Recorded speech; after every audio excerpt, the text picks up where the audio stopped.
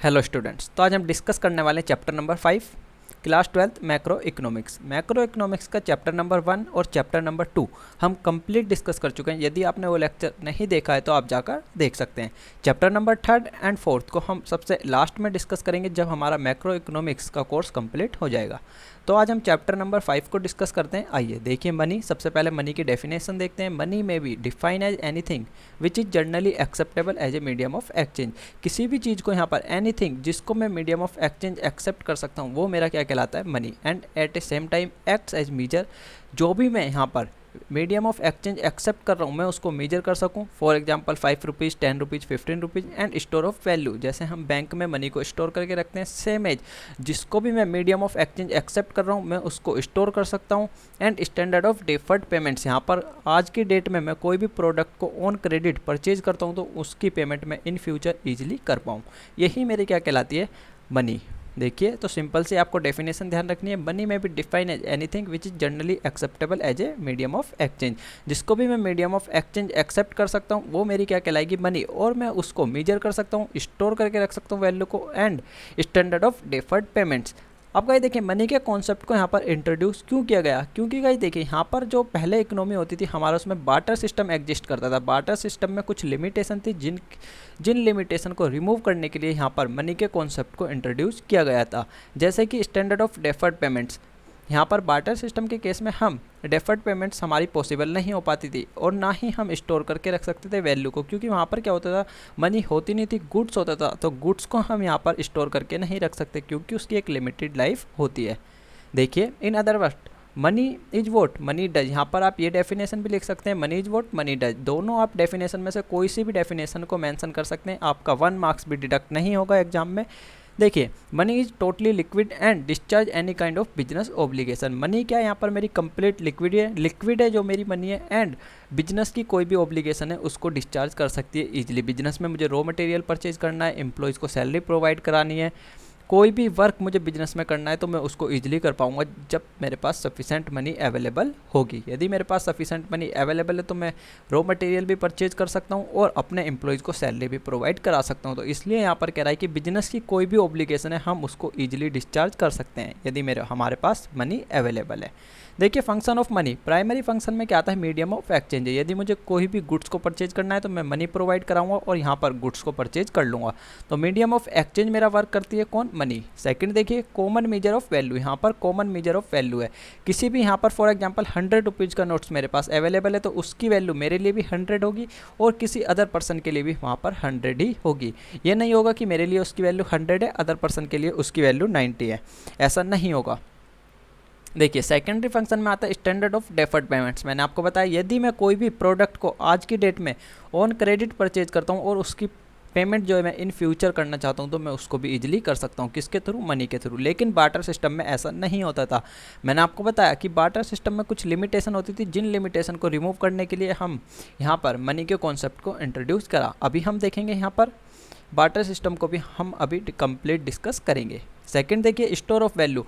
मैं मनी को क्या है कि यहाँ पर स्टोर करके रख सकता हूँ, जो मेरी वैल्यू है मैं उसको स्टोर कर सकता हूँ। यहाँ पर मैं आपको बेस्ट एग्जांपल दूंगा बैंक में। यदि हम बैंक में डिपॉजिट कराते हैं तो वो क्या है, यहाँ पर हम अपनी मनी को स्टोर करके रख रहे हैं। ट्रांसफ़र ऑफ वैल्यू, एक पर्सन से दूसरे पर्सन के पास ट्रांसफ़र करनी है, एक प्लेस से दूसरे प्लेस पर मुझे ट्रांसफ़र करनी है। मनी को मैं यहाँ पर ईजिली ट्रांसफ़र कर सकता हूँ। आपने देखा होगा पेटीएम के थ्रू हम मनी को एक प्लेस से दूसरे प्लेस पर ट्रांसफ़र करते हैं, नेट बैंकिंग के थ्रू करते हैं। लेकिन बार्टर सिस्टम में ये पॉसिबल नहीं था क्योंकि वहाँ पर गुड्स होता था और गुड्स को हम एक प्लेस से दूसरे प्लेस पर ट्रांसफ़र नहीं कर सकते जब तक हम वहाँ पर फिजिकल प्रेजेंट नहीं होंगे। देखिए काइंड्स ऑफ मनी यहाँ पर हमें डिस्कस करनी है। सबसे पहले आता है मेरा फिएट मनी। अब गाइस देखिए फिएट मनी यहाँ पर क्या होती है, सिंपली मैं कह सकता हूँ जो कि मेरे गवर्नमेंट के ऑर्डर पर या अथॉरिटी ऑफ गवर्नमेंट यहाँ पर इशू की जा रही है, किसके द्वारा, या तो गवर्नमेंट के ऑर्डर पर या अथॉरिटी ऑफ गवर्नमेंट के ऑर्डर पर। देखिए it refers to date money which is issue by the order and authority of the government. यहाँ पे या तो गवर्नमेंट ऑर्डर दे रही है या उसको इशू करने की अथॉरिटी पास ऑन कर रही है, उसी बिहाफ पे, गवर्नमेंट के बिहाफ पर ही इस मनी को इशू किया जाता है। लाइक यहाँ पर देखिए, it includes all notes and coin, यहाँ पर ऑल नोट्स को और कॉइन को इंक्लूड्स किया जाता है। देखिए सारे कॉइन जो है यहाँ पर गवर्नमेंट की ऑर्डर या अथॉरिटी पे इशू किए जाते हैं except 1 rupees coin. 1 rupees coin जो होगा इशू होता है वो मिनिस्ट्री ऑफ फाइनेंस के द्वारा इशू होता है। 1 मार्क्स में MCQ में काफ़ी टाइम्स पूछा जाता है, तो ध्यान रखिएगा 1 रुपीज़ का जो मेरा कॉइन होता है वो गवर्नमेंट इशू नहीं करती, मिनिस्ट्री ऑफ फाइनेंस उसको इशू करती है। लेकिन गाइस जो यहाँ पर फिएट मनी है उसमें ऑल नोट्स, मेरे पास जितने भी नोट्स अवेलेबल होते हैं उन सबको गाइस यहाँ पर गवर्नमेंट के ऑर्डर पर या अथॉरिटी ऑफ गवर्नमेंट जिसको भी वो पास ऑन कर रही है वो नोट्स को प्रिंट कर सकता है, वो नोट को इशू कर सकता है। जो हमारे नोट्स होते हैं वो जनरली कौन इशू करता है, यहाँ पर RBI इशू करता है। देखिए सेकंड मेरी आती है फिड्यूसरी मनी। फिड्यूसरी मनी के केस में गाइस देखिए यहाँ पर क्या होता है, it refers to date money which is acceptable because of mutual trust. दो पार्टीज हैं यहाँ, दोनों पार्टीज के बीच में गाइस म्यूचुअल ट्रस्ट है, तो वहाँ पर ये मनी एग्जिस्ट करती है। फॉर एग्जाम्पल मैं आपको बेस्ट एग्जाम्पल दूंगा यहाँ पर चेक का। चेक गाइस देखिए, चेक ये नहीं है कि हमारी जो है एक्चुअल में मनी है, मनी नहीं है, लेकिन मनी की फॉर्म में उसको कोई भी एक्सेप्ट कर सकता है, वो मेरी क्या है यहाँ पर फिड्यूसरी मनी है। जब तक हम चेक को बैंक में डिपॉजिट नहीं करेंगे, जब तक हमारे पास एक्चुअल मनी रिसीव नहीं होगी। चेक क्या है, मेरा एक मीडियम ऑफ एक्सचेंज है जो कि मनी की फॉर्म में एक्सेप्ट किया जाता है। तो यहाँ पर कब एक्सेप्ट होगा गाइस, यहाँ पर मैंने आपको बताया जब दो पार्टीज़ के बीच में म्यूचुअल ट्रस्ट होगा, वो एक पेयर होता है, सेकंड पार्टी मेरी कौन होगी, पेई। सेकंड देखिए full bodied money. Full bodied money guys यहाँ पर क्या होगी, देखिए it refers to date money in the term of gold and silver coin. अब गाइस देखिए सिल्वर का कॉइन है या गोल्ड का कॉइन है, जितने उसकी यहाँ पर गाइस देखिए 1 ग्राम का कॉइन है और यहाँ पर 1 ग्राम की वैल्यू 700 रुपीज़ है, तो उसकी 700 रुपीज़ ही वैल्यू होगी। फुल बॉडीड मनी क्या है कि जितने यहाँ पर कॉइन का वेट है उसके अकॉर्डिंग ही उसकी वैल्यू होती है। फॉर एग्जाम्पल गाइस देखिए यदि कोई कॉइन 700 रुपये का है तो उसकी मार्केट वैल्यू भी कितनी होगी, 700 रुपीज़ ही होगी। यहाँ पर आपने देखा होगा गोल्ड के केस में जितने का हम गोल्ड यहाँ पर परचेज कर रहे हैं उतने का ही गोल्ड हमें अवेलेबल कराया जाता है, ये नहीं है कि उसमें कम या ज़्यादा अवेलेबल होता है। सिल्वर कॉइन यहाँ पर गाइस मैं सिंपली कह सकता हूँ जितना उसमें जितनी वैल्यू की हम गोल्ड के कॉइन को यहाँ पर बना रहे हैं उतनी ही वैल्यू उसकी होती है। तो गाइस यहाँ पर हम कह सकते हैं जो मेरी फुल बॉडीड मनी होती है, जितनी मेरी कॉइन की वैल्यू इज इक्वल टू उतनी ही वैल्यू मेरी मार्केट में अवेलेबल हो जाएगी, कहीं भी मैं उसको ईजिली कन्वर्ट करा सकता हूँ कैश में। देखिए whose commodity value is equal to the money value, जो कमोडिटी की वैल्यू इज इक्वल टू किसकी होगी, मनी की वैल्यू होगी। मैंने आपको बताया यहाँ पर कोई भी गोल्ड कॉइन है या सिल्वर कॉइन है। फोर्थ देखिए credit money. It refers to date money which money value is more than the commodity value. Example 1 और 2 रुपीज़ कॉइन। गाइस देखिए यहाँ पर कह रहा है कि जो मेरी मनी की कमोडिटी की वैल्यू है उससे मोर देन है किसकी, मनी की वैल्यू। फॉर एग्जाम्पल गाइस देखिए आपने ऑल टाइम के कॉइन जो हमारे पास अवेलेबल होते हैं 1 रुपीज़, यदि पहले टाइम का मेरे पास कोई भी कॉइन अवेलेबल है आज की डेट में, उसकी वैल्यू गाइस 1 रुपीज़ नहीं होगी। मार्केट में यदि हम उसको सेल्स करते हैं तो उसको हम ज़्यादा रुपीज़ में सेल्स भी कर सकते हैं। आपने देखा होगा ओल्ड कॉइन जो होते हैं उनकी वैल्यू भी आज के टाइम पे काफ़ी हाई होगी। यदि पुराने टाइम का मेरे पास 1 रुपीज़ का कॉइन अवेलेबल है तो उसकी 1 रुपीज़ वैल्यू नहीं होती है। तो यही होती है मेरी क्या, क्रेडिट मनी। क्रेडिट मनी क्या होती है, जहाँ पर जो मेरी कमोडिटी है उसकी वैल्यू से मोर देन होती है किसकी वैल्यू, यहाँ पर देखिए which value is more than the commodity value, जो कमोडिटी की वैल्यू उससे ज़्यादा किसकी वैल्यू है, मेरी मनी की वैल्यू है। फुल बॉडीड मनी मैंने आपको बताया जो हमारी कमोडिटी की value is equal to money की वैल्यू होगी, वो मेरी क्या कहलाती है, फुल बॉडीड मनी। आइए बार्टर सिस्टम को अब यहाँ पर हम डिस्कस करते हैं। गाइस देखिए बार्टर एक्सचेंज को डिस्कस करते हैं। सबसे पहले बार्टर सिस्टम में क्या होता था, जहाँ पर हमारा गुड्स के बदले में हम गुड्स को रिसीव कर रहे थे, गुड्स मैं प्रोवाइड करा रहा हूँ, बदले में मुझे गुड्स रिसीव हो रहा है, तो वो मेरा क्या कहलाता था, बार्टर सिस्टम। देखिए it is that system where goods are exchange from the goods without the use of money. यहाँ पर कोई भी मनी का यूज नहीं होता था, कंप्लीटली गुड्स हमने रिसीव किया, बदले में गुड्स प्रोवाइड कराया, गुड्स रिसीव किया, गुड्स प्रोवाइड कराया। तो यहाँ पर क्या होता था कि गुड्स के बदले में हम गुड्स को रिसीव कर रहे हैं। देखिए यहाँ पर कुछ डिफ़िकल्टी हमें फेस करनी पड़ती थी। डिफ़िकल्टी को डिस्कस करने से पहले मैं आपको बता देता हूँ, जिस भी इकोनॉमी में यहाँ पर बार्टर सिस्टम मेरा एग्जिस्ट करता था, हम उसको क्या कहते थे, सीसी इकोनॉमी। सीसी का यहाँ पर मीनिंग ही क्या था, सी का स्टैंड फॉर कमोडिटी की, कमोडिटी के बदले में हम कमोडिटी को एक्सचेंज कर रहे हैं। मुझे कमोडिटी रिसीव हो रही है, मैं बदले में कमोडिटी प्रोवाइड करा रहा हूँ। यहाँ पर उसको हम क्या कहते थे, सीसी इकोनॉमी। 1 मार्क्स में पूछ सकता है डेफिनेशन सीसी इकोनॉमी की, तो ध्यान रखिएगा। जहाँ हमारा बार्टर सिस्टम एग्जिस्ट करता था हम उसी को क्या कहते थे, सीसी इकोनॉमी, और कमोडिटी के बदले में कमोडिटी एक्सचेंज होती थी। अब गाइस देखिए यहाँ पर बार्टर सिस्टम में कुछ डिफिकल्टी हमें फेस करनी पड़ती थी, जिसको रिमूव करने के लिए हम यहाँ पर मनी का कॉन्सेप्ट हमने इंट्रोड्यूस किया। देखिए सबसे पहले आता था lack of common measure of value. मैंने आपको बताया कि 100 रुपीज़ का नोट यदि मेरे पास अवेलेबल है तो उसकी वैल्यू मेरे लिए भी 100 है और अदर पर्सन के लिए भी 100 ही होगी। लेकिन गाइस बार्टर सिस्टम में क्या होता था कि जो गुड्स की वैल्यू मेरे लिए 100 है, अदर पर्सन के लिए वो लेस भी हो सकती थी और उसके लिए मोर भी हो सकती थी। डिपेंड्स करता था उसकी ज़रूरत के ऊपर, उसकी वांट्स के ऊपर, उसकी नीड्स के ऊपर। देखिए there is no calculation for monetary term, क्योंकि गुड्स की यहाँ पर क्या होता था, गुड्स के केस में जब हम गुड्स के बदले में गुड्स को एक्सचेंज कर रहे थे तो वहाँ पर कोई भी हम मॉनेटरी टर्म में उसको मेजर नहीं कर सकते थे। यहाँ पर सिंपली क्या है, एक गुड्स मेरे पास अवेलेबल है, अदर पर्सन के पास दूसरा गुड्स अवेलेबल है, तो हम उसको ईजिली एक्सचेंज कर रहे थे आपस में। सेकेंड देखिए lack of double coincidence of wants. Guys देखिए यहाँ पर यदि दो पर्सन किसी भी गुड्स को एक्सचेंज कर रहे थे तो दोनों की क्या आती है, यहाँ पर सेम वांट्स होनी चाहिए थी। जब तक सेम वांट्स नहीं होगी जब तक हम गुड्स को एक पर्सन से दूसरे पर्सन में एक्सचेंज नहीं कर सकते थे। देखिए the two individual are in the possession in such goods which they are willing to exchange for the satisfaction of their wants. Guys दोनों की वांट्स जो है यहाँ पर सेम होनी चाहिए थी। फॉर एग्जांपल मेरे पास राइस अवेलेबल है और अदर पर्सन के पास वीट्स अवेलेबल हैं, और गाइस देखिए मैं बदले में वीट्स चाहता हूँ लेकिन सामने वाला पर्सन राइस को एक्सचेंज नहीं करना चाहता, तो उस केस में मैं अपने राइस को एक्सचेंज नहीं कर सकता। जब तक सामने वाले पर्सन की नीड्स को राइस एक्सचेंज करना नहीं होगी, जब तक वो नहीं चाहेगा कि वो राइस को परचेज करे, जब तक हम उसको एक्सचेंज नहीं कर सकते थे। तो बार्टर सिस्टम में हमें काफ़ी प्रॉब्लम जो है फेस करनी पड़ती थी। फर्स्ट हमने देखी lack of common measure of value. यहाँ पर कोई भी कॉमन मेजर नहीं होती थी। किसी भी गुड्स की वैल्यू मेरे लिए 100 है तो सामने वाले पर्सन के लिए उसकी वैल्यू 100 भी हो सकती थी, मोर देन 100 भी हो सकती थी और लेस देन 100 भी हो सकती थी। Lack of double coincidence of wants, यहाँ पर जब तक कि दोनों पर्सन की वांट्स सेम नहीं होगी जब तक वो आपस में गुड्स को एक्सचेंज नहीं कर सकते थे। थर्ड देखिए lack of standard of deferred payments. Guys देखिए यहाँ पर डेफर्ड पेमेंट्स पॉसिबल नहीं थी गुड्स के केस में, क्योंकि गुड्स को हम यहाँ पर स्टोर करके नहीं रख सकते थे। There is the problem of borrowing and lending. It is the difficult to engage in contract which involve future payment due to lack of any satisfactory units. कोई भी यहाँ पर सेटिस्फैक्ट्री यूनिट्स नहीं होती थी। फॉर एग्जाम्पल मैंने किसी से आज कोई भी यहाँ पर गुड्स ले लिया तो इन फ्यूचर में उसको गुड्स रिटर्न करूँगा गाइस, उसके लिए उस टाइम पर उसकी वैल्यू क्या होगी ये हमें नहीं पता। वो कंप्लीटली किस पर डिपेंड्स करता है, उसकी वांट्स पर डिपेंड करता है, उसकी नीड्स पर डिपेंड करता है। तो ये चीज़ें आपको क्लियर होनी चाहिए। देखिए लैक ऑफ डिविजिबिलिटी, यहाँ पर क्या था गाइस, लैक ऑफ डिविजिबिलिटी थी। देखिए how to exchange goods of unequal value. Unequal जो हमारे गुड्स था, फॉर एग्जांपल गाइस देखिए मेरे पास राइस अवेलेबल है, सामने वाले पर्सन के पास वीट्स अवेलेबल है, तो यहाँ पर हम कैसे करेंगे, दोनों की अनइक्वल वैल्यू, दोनों का प्राइस जो है अलग अलग होता है, दोनों की वांट्स अलग अलग है, दोनों की नीड्स अलग अलग है। तो उस केस में यहाँ पर जो होती थी मेरी अनइक्वल वैल्यू का हम गुड्स भी एक्सचेंज करते थे। फॉर एग्जाम्पल गाइस देखिए यहाँ पर मैं आपको बेस्ट एग्जाम्पल देता हूँ। मेरे पास कोई गाय अवेलेबल है, सामने वाले पर्सन को क्लोथ्स की रिक्वायरमेंट है, तो गाइस देखिए यहाँ पर सामने वाले पर्सन को क्लोथ्स की रिक्वायरमेंट है, मुझे काऊ की रिक्वायरमेंट है, उसके पास काऊ अवेलेबल है, मेरे पास क्लोथ्स अवेलेबल है।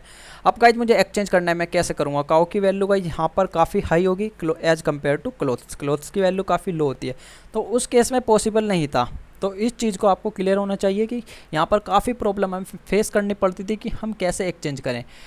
समटाइम्स क्या होता था कि सामने वाले पर्सन के पास काफ़ी हाई वैल्यू का जो है गुड्स अवेलेबल होता था, लेकिन अदर पर्सन जो होता था वो काफ़ी लेस एक्सपेंसिव गुड्स को बियर करना चाहता था, मैं कह सकता हूँ यहाँ पर परचेज करना चाहता था। उस केस में काफ़ी प्रॉब्लम हमें फेस करनी पड़ती थी। Difficulty in store value, difficulty होती थी वैल्यू को स्टोर करने में, क्योंकि गाइस देखिए पहले क्या होता था कि गुड्स के बदले में गुड्स एक्सचेंज कर रहे हैं बार्टर सिस्टम के अंदर, गुड्स के बदले में गुड्स को एक्सचेंज करेंगे, और आपको पता है कि गुड्स को हम स्टोर करके नहीं रख सकते क्योंकि उसकी क्या है, एक लिमिटेड लाइफ होती है, उसके बाद क्या होगा वो गुड्स मेरा बेकार हो जाता है।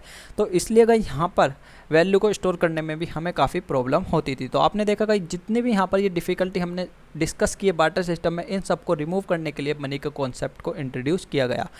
मनी के केस में क्या होता है, यहाँ पर कॉमन मेजर ऑफ वैल्यू होती है, डबल कॉन्सिडेंस ऑफ वांट्स की कोई भी रिक्वायरमेंट नहीं होती। यहाँ पर स्टैंडर्ड पेमेंट्स को, डेफर्ड स्टैंडर्ड पेमेंट्स को हम ईजिली यहाँ पर मेट कर सकते हैं। लैक ऑफ डिविजिबिलिटी भी अब नहीं है, और गाइस देखिए वैल्यू को हम स्टोर करके भी रख सकते हैं। तो बार्टर सिस्टम की जितनी भी डिफ़िकल्टी थी मनी के कॉन्सेप्ट में, ये सारी डिफ़िकल्टी को रिमूव कर दिया गया। सेकंड टॉपिक गाइस देखिए हमारा आता है supply of money. Supply of money मैं कह सकता हूँ सिंपली जो भी मेरी इकोनॉमी में यहाँ पर टोटल मनी की सप्लाई हो रही है वो क्या कहलाता है, मेरा मनी सप्लाई। देखिए total stock of money, currency notes, coin and demand deposit of banks in circulation are held by the public at a point of time, at a given point of time. Guys देखिए यहाँ पर जितनी भी मेरी general public available है उनके द्वारा जो यहाँ पर करेंसी नोट्स को होल्ड किया हुआ है, कॉइन को होल्ड्स किया हुआ है, या कोई भी डिमांड डिपॉजिट है बैंक में, तो वो यहाँ पर क्या कहलाता था, मेरा मनी सप्लाई। तो ये चीज़ आपको क्लियर होनी चाहिए। देखिए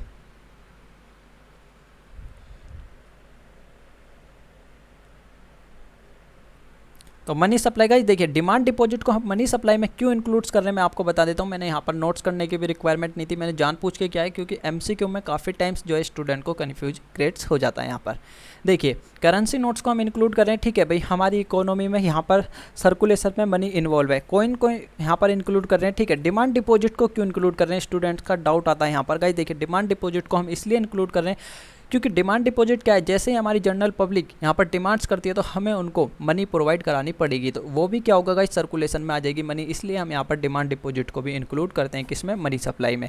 अब देखिएगा यहाँ पर क्या होता है कि एमसीक्यू क्रिएट्स हो जाता है कि मनी सप्लाई में हम किस किस को इंक्लूड करते हैं। ऑप्शन ए हमारे पास गिवन है करेंसी नोट्स, ऑप्शन बी हमारे पास गिवन है कॉइन, ऑप्शन सी हमारे पास गिवन है डिमांड डिपॉजिट, ऑप्शन डी हमारे पास गिवन है ऑल ऑफ द अबव। तो स्टूडेंट्स क्या करते हैं कि ऑल ऑफ द अबव पे टिक लगाते हैं और वो करेक्ट भी है, लेकिन गाइस कंफ्यूजन यहाँ क्रिएट्स होती है जब ऑप्शन ए हमारे पास गिवन है coin and notes, option B हमारे पास गिवन है डिमांड डिपॉजिट, ऑप्शन सी हमारे पास गिवन है बोथ, और ऑप्शन डी हमारे पास गिवन है नन ऑफ दीज। तो उस केस में स्टूडेंट्स क्या होते हैं, कन्फ्यूजन में चले जाते हैं गाइस। यहाँ पर ऑप्शन ए पे टिक लगाते हैं कॉइन एंड नोट्स, लेकिन डिमांड डिपॉजिट को भी हम उसमें इंक्लूड करते हैं, इसलिए हमारा ऑप्शन सी यहाँ पर करेक्ट आंसर होगा। तो आपको ये बात ध्यान रखनी है कि यहाँ पर जो हम इंक्लूड करते हैं कॉइन को भी इंक्लूड करते हैं, नोट्स को भी इंक्लूड करते हैं और डिमांड डिपॉजिट को भी इंक्लूड करते हैं। मैंने आपको रीजन बता दिया कि डिमांड डिपॉजिट को हम क्यों इंक्लूड कर रहे हैं कि जैसे ही जनरल पब्लिक मेरी डिमांड करेगी उसी टाइम बैंक जो होगा वो मेरा हमें करेंसी नोट्स या कॉइन के रूप में मनी हमें प्रोवाइड कराएगा। देखिए supply of money does not include, जो मेरी सप्लाई ऑफ मनी है वो इंक्लूड नहीं करती किसको, देखिए cash balance held by the central और स्टेट गवर्नमेंट। गाइस देखिए यहाँ पर जो कैश होल्ड करके रखा हुआ है किसने, मेरी सेंट्रल गवर्नमेंट ने, स्टेट गवर्नमेंट ने, उसको हम मनी सप्लाई में इंक्लूड नहीं करते क्योंकि वो एक्चुअल में सर्कुलेशन में है ही नहीं। मेरे जो मेरी इकोनॉमी का सर्कुलेशन है मनी का उसमें एक्चुअल में है ही नहीं क्योंकि वो गवर्नमेंट के द्वारा होल्ड किया हुआ है। सेकेंड देखिए stock of money held by the banking system of the country as they are not in actual circulation of a country. अब गाइस देखिए यहाँ पर जो मेरी मनी मेरा बैंकिंग सिस्टम है, मैं कह सकता हूँ बैंक है मेरा, उनके द्वारा जो मनी को होल्ड किया हुआ है उसको भी हम इंक्लूड नहीं करते except demand deposit. Demand deposit को हम यहाँ पर इंक्लूड करते हैं मनी सप्लाई में, मैंने आपको रीजन बता दिया। लेकिन जो मनी को होल्ड करके रखा हुआ है किसने, मेरी बैंकिंग सिस्टम ने, उसको हम इंक्लूड नहीं करेंगे यहाँ पर। अब गाइस देखिए यहाँ पर मेरा आता है मेजर ऑफ मनी सप्लाई की मनी सप्लाई को हम किस तरीके से मेजर कर सकते हैं। देखिए यहाँ पर क्या आता है, करेंसी हेल्ड बाय पब्लिक, जो कि पब्लिक ने होल्ड करके रखी हुई है करेंसी को, and net demand deposit held by the commercial bank. मैंने आपको बताया कि कॉमर्शियल बैंक के पास जो डिमांड डिपॉजिट अवेलेबल है लाइक चेक, गाइस देखिए कोई भी चेक अवेलेबल है तो जैसे ही पर्सन उस चेक को डिपॉजिट करेगा हमारे बैंक को मनी को प्रोवाइड कराना पड़ेगा, तो इसलिए हम उसको भी कहाँ पर इंक्लूड करते हैं, मनी सप्लाई में इंक्लूड करते हैं। There are 4 measure of money supply. Guys देखिए यहाँ पर 4 मेजर ऑफ मनी सप्लाई है, आपको कोई भी माइंड लगाने की रिक्वायरमेंट नहीं है, माइंड पे लोड लेने की कोई भी रिक्वायरमेंट नहीं है, सिंपल सा आपको ध्यान रखना है। हमारे पास 4 कंपोनेंट होते हैं यहाँ पर मनी को मेजर करने के लिए, M1 M2 M3 M4। सिर्फ और सिर्फ आपको इनके फॉर्मूले को याद होने चाहिए, इनफ है आपके लिए। देखिए M1 में हम क्या क्या इंक्लूड करते हैं, C + DD + OD, currency and coin with the public. Guys देखिए जो पब्लिक ने मेरे होल्ड किए हुए करेंसी नोट्स और कॉइन को, DD यहाँ पर जो मेरा डिमांड डिपॉजिट है of the public with banks, यहाँ देखिए करेंसी नोट्स और जो मेरा डिमांड डिपॉजिट है, OD मतलब यहाँ पर अदर डिपॉजिट का, जो भी मेरा अदर डिपॉजिट है कि जो हमें मनी प्रोवाइड करानी पड़ेगी यदि हमारी जनरल पब्लिक जो है डिमांड करती है। तो सिंपल सा M1 में सिर्फ और सिर्फ मेरी 3 चीज़ें इंक्लूड होती हैं, मेरा करेंसी और कॉइन हेल्ड बाय कौन, जनरल पब्लिक, सेकंड मेरा डिमांड डिपॉजिट, थर्ड मेरा आता है अदर डिपॉजिट। अब गाइस देखिए अदर डिपॉजिट में हम किसको इंक्लूड नहीं करेंगे, deposit of the government with the country of RBI। मैंने आपको बताया कि जो भी यहाँ पर डिपॉजिट गवर्नमेंट के द्वारा गवर्नमेंट के पास अवेलेबल है या RBI के पास अवेलेबल है, हम उसको मनी सप्लाई में इंक्लूड नहीं करते हैं। Deposit of the country banking system with RBI, जो भी यहाँ पे बैंकिंग सिस्टम के पास मेरा डिपॉजिट अवेलेबल है और वो सर्कुलेशन में नहीं है, उसको भी हम इंक्लूड नहीं करते मनी सप्लाई में। ये दोनों चीज़ें मैं आपको ऑलरेडी क्लियर कर चुका हूँ, चाहे वो स्टेट गवर्नमेंट के पास फंड अवेलेबल हो या मेरे सेंट्रल गवर्नमेंट के पास अवेलेबल हो, उसको हम मनी सप्लाई में इंक्लूड नहीं करेंगे। सेकेंड देखिए यहाँ पर M2 में क्या आता है गाइस, देखिए M1 के सारे कंपोनेंट जितने भी मेरे M1 में कंपोनेंट थे, CC DD + OD, ये तीनों चीज़ तो आएंगी गाइस। देखिए प्लस क्या आ जाता है यहाँ पे, पोस्ट ऑफिस सेविंग डिपॉजिट, जो भी गाइस यहाँ पर पोस्ट ऑफिस के पास मेरा डिपॉजिट अवेलेबल है। गाइस देखिए जनरल पब्लिक क्या करती है, बैंक में भी डिपॉजिट करती है और पोस्ट ऑफिस में भी डिपॉजिट करती है पहले, क्योंकि गाइस देखिए जब बैंक नहीं होते तो यहाँ पर क्या होता था कि जो हमारे पास पोस्ट ऑफिस में अकाउंट्स होते थे हम उनमें अपने फंड्स को डिपॉजिट करते थे। M3 देखिए, M3 में गाइज देखिए M1 plus time deposit of commercial bank. यहाँ पर जो भी मेरा कॉमर्शियल बैंक था उसके कंपोनेंट सारे अवेलेबल होंगे, और गाइज जो मेरा टाइम डिपॉजिट अवेलेबल है यहाँ पर विद कॉमर्शियल बैंक वो भी यहाँ पर इंक्लूड हो जाता है। गाइज कैसे ध्यान रखेंगे, M2 में पहले कौन आया था गाइज, मेरे पोस्ट ऑफिस आए थे, तो इसलिए M1 प्लस पोस्ट ऑफिस आ जाता है। M2 में M3 में क्या आ जाएगा guys, M1 plus time deposit of commercial bank. जो भी कॉमर्शियल बैंक के पास मेरा, मैं कह सकता हूँ सिंपली डिमांड डिपॉजिट अवेलेबल है, प्लस हम उसको कर देंगे, या टाइम डिपॉजिट है, जैसे गाइज RD या FD होती है। FD में गाइज एक टाइम पीरियड के लिए जो है हम डिपॉजिट को फिक्स करते हैं, एंड देन हम उसकी डिमांड करते हैं और हम उसको विड्रॉ कर सकते हैं एट एनी टाइम। फोर्थ देखिए यहाँ पर आता है M4, M3 plus total deposit with the post office saving organisation excluding the deposit of NSC, national saving certificate. Guys कोई भी मेरे पास नेशनल सेविंग सर्टिफिकेट अवेलेबल है तो मैं उसको क्या करूँगा, यहाँ पर एक्सक्लूड कर दूंगा। M4 में सिंपली हमें क्या ध्यान रखना है, M3 plus total deposit with post office saving organisation. तो आपको ये सब चीज़ें ध्यान रखनी है। सिर्फ और सिर्फ गाइज आपसे कुछ नहीं पूछेगा, यहाँ पर मनी सप्लाई की डेफिनेशन पूछ सकता है और 4 कंपोनेंट पूछेगा, तो आपको वहाँ पर नोट्स करने होंगे M1 M2 M3 plus M4। आपको कंपोनेंट भी वहाँ पर जो है मेंशन करने पड़ेंगे। M1 में क्या क्या गाइज देखा हमने, करेंसी और coin held by general public, demand deposit and other deposit. M2 में गाइज हमने क्या देखा है कि M1 के सारे कंपोनेंट आएंगे plus post office saving deposit आएगी। M3 में गाइज देखिए M1 प्लस मेरा time deposit of commercial bank, और M4 में क्या होता है M3 प्लस यहाँ पर total deposit with the post office saving. Guys जो भी मेरे पास पोस्ट ऑफिस के पास जो भी जनरल पब्लिक की सेविंग अवेलेबल है हम उसको भी इंक्लूड कर देते हैं। आई होप कि गाइज आपको ये चैप्टर इजीली क्लियर हुआ होगा। फिर भी आपको कोई डाउट है तो आप नीचे कमेंट बॉक्स में कमेंट करके बता सकते हैं, या आप मुझे डायरेक्ट व्हाट्सअप भी कर सकते हैं। तो गाइज मिलते हैं नेक्स्ट लेक्चर में। Tata bye bye, see you.